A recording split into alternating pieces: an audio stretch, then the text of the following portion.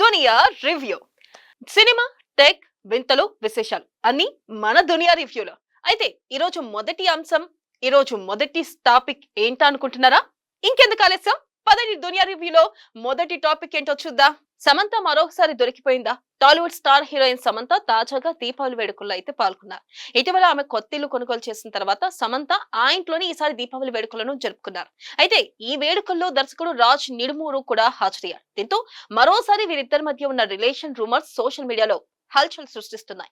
ఇక రాజ్ భార్య శ్యామలీదే కూడా ఇండైరెక్ట్ గా పోస్టులు పెడుతూ ఉండడంతో అనుమానాలు మరింత పెరిగాయి. ఇక సమంత మనం చూస్తున్నట్టయితే నిర్మాతగా ట్రాలాలా మూవింగ్ పిక్చర్స్ బ్యానర్ లో సినిమాలు చేస్తూ పలు ప్రాజెక్టులు అయితే ఆమె బిజీగా ఉన్నారు. ప్రస్తుతం ఇక్కడ ఆసక్తి రేపుతున్న అంశం ఏంటంటే రాజ్ నిడుమూరు ఇటు సమంత మధ్య గత కొంతకాలంగా రిలేషన్ లో ఉన్నారని, వీరి త్వరలో పెళ్లి చేసుకోబోతారంటూ కూడా కొన్ని వార్తలైతే తెర మీదకి వస్తాయి. ఈ నేపథ్యంలో మరి మరొకసారి రాజ్ నిడుమూరుతో దీపావళి వేడుకలు జరుపుకున్న సమంత మరి నిజంగానే వీళ్ళిద్దరి మధ్య రిలేషన్ ఉందా? త్వరలోనే వీళ్ళు పెళ్లి పీటలు ఎక్కబోతున్నారా? ఏం జరగబోతుందని కూడా వీరిద్దరి ఫ్యాన్స్ ఆసక్తిగా ఎదురు చూస్తున్నారు. ఏంటి, ఎన్టీఆర్ కి ప్రశాంత్ నీల్ మధ్య గొడవలు జరుగుతున్నాయా?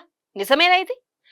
యంగ్ టైగర్ ఎన్టీఆర్ ప్రశాంత్ నీల్ దర్శకత్వంలో చేస్తున్న భారీ ప్రాజెక్ట్ డ్రాగన్ చుట్టూ అయితే ప్రస్తుతం రూమర్స్ అయితే నడుస్తున్నాయి. అయితే మొదటి షెడ్యూల్ అవుట్పుట్ ఎన్టీఆర్ కి నచ్చలేదనే కారణంతోనే స్క్రిప్ట్ మార్పులపై దర్శకుడితో విభేదాలు తలెత్తాయని ప్రస్తుతం అందుతున్న సమాచారం. అయితే దీంతో మేకర్స్ షూట్ ను తాత్కాలికంగా ఆపారని కూడా టాక్ వినిపిస్తుంది. అయితే ఈ వార్తలపై ఇంకా అధికారికంగా ఎటువంటి ప్రకటన రాలేదు. ఇటు మైత్రి మూవీ మేకర్స్ నిర్మిస్తున్న ఈ చిత్రంలో రుక్మిణి వసంత్ హీరోయిన్ గా నటిస్తుంది.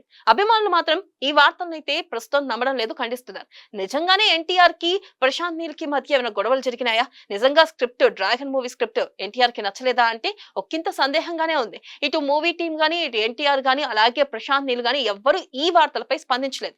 మరొక అంశం ఏంటంటే నిజంగానే అటువంటి చోటు చేసుకున్నాయా అంటే ఇటు ఫ్యాన్స్ కూడా అటువంటిది ఏమీ లేదు అంటూ ఈ వార్తలను కొట్టిపడేస్తున్నారు. అమెరికాలో చదువుతున్న తెలుగు విద్యార్థులకు ట్రంప్ సర్కార్ గుడ్ న్యూస్ చెప్పిందా? అమెరికాలో ఉద్యోగం చేయాలనుకునే భారతీయ విద్యార్థులకైతే ట్రంప్ సర్కార్ నిజంగానే గుడ్ న్యూస్ చెప్పింది. H1B వీసాపై పెంచిన $1,00,000 ఫీజు విదేశాల నుంచి వచ్చే దరఖాస్తులకు మాత్రమే వర్తిస్తుందని స్పష్టం చేసింది.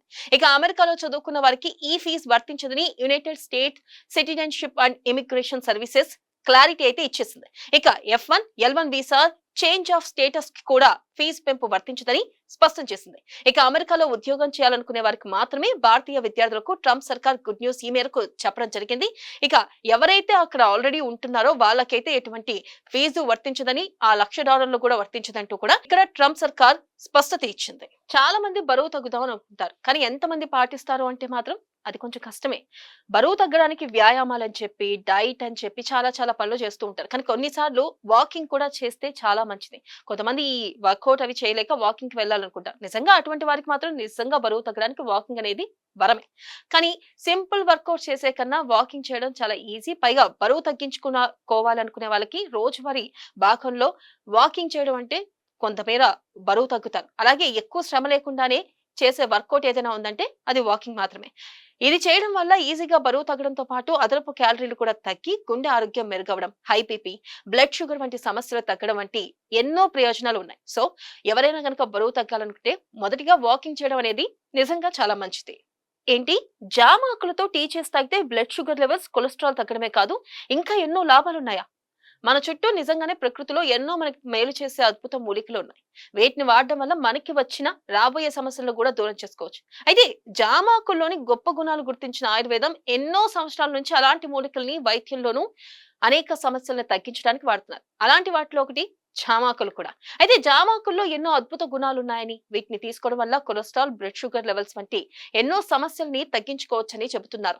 ఇటు చూసుకున్నట్టయితే జామాకులతో టీ చేసుకొని కనుక తాగితే కొలెస్ట్రాల్ తో పాటు అధిక షుగర్ లెవెల్స్ కూడా తగ్గుతాయి. రోజువారీ భాగంలో మీరు కూడా జామాకుల టీని రోజుకి ఒకసారైనా తాగండి. షుగర్ లెవెల్సే కానీ, లేకపోతే అలాగే చూసుకున్నట్టయితే కొలెస్ట్రాలే కానీ వీటన్నిటితో తగ్గడంతో పాటు కొంచెం యాక్టివ్ గా కూడా ఉంటారు. యాపిల్లో మరో కొత్త ఫోన్ రాబోతుందా? నిజంగా యాపిల్ లవర్స్ కి ఇది ఒక పండుగ లాంటి న్యూస్.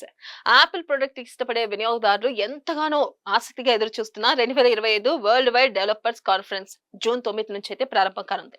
అయితే ఇక్కడ మన భారతదేశం ప్రకారం కనుక చూసుకున్నట్టయితే టైం ప్రకారం 10:30 ఈవెంట్ ప్రారంభం కాబోతుంది. ఇది జూన్ 13వ తేదీతో ముఖ్యనుంది. ప్రతి ఏడాది మాదిరిగానే ఈసారి కూడా Apple CEO team cook keynote లో కొత్త సాఫ్ట్వేర్ అప్డేట్స్ గురించి వెల్లడించనున్నారు. యాపిల్ ఐఫోన్లు, ఐప్యాడ్లు, మ్యాక్ డిజైన్లు, ఇతర యాపిల్ డివైస్ల గురించిన లేటెస్ట్ అప్డేట్స్ అయితే ఈ సమావేశంలో ఆయన అయితే ప్రధానంగా ఈ మీటింగ్ లో చెప్పనున్నారు. మరి కొత్త వర్షన్ ఎలా ఉండబోతుంది, కొత్త ఫోన్లు ఎలా రాబోతున్నాయి, మరి కొత్తగా ఏమైనా ఫోన్ రిలీజ్ చేయబోతున్నారా?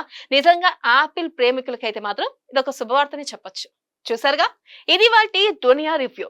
మరికొన్ని తాజా అప్డేట్స్ తో అలాగే సరికొత్త అంశాలతో మీ ముందుకు వచ్చేస్తాను. Keep watching ANN.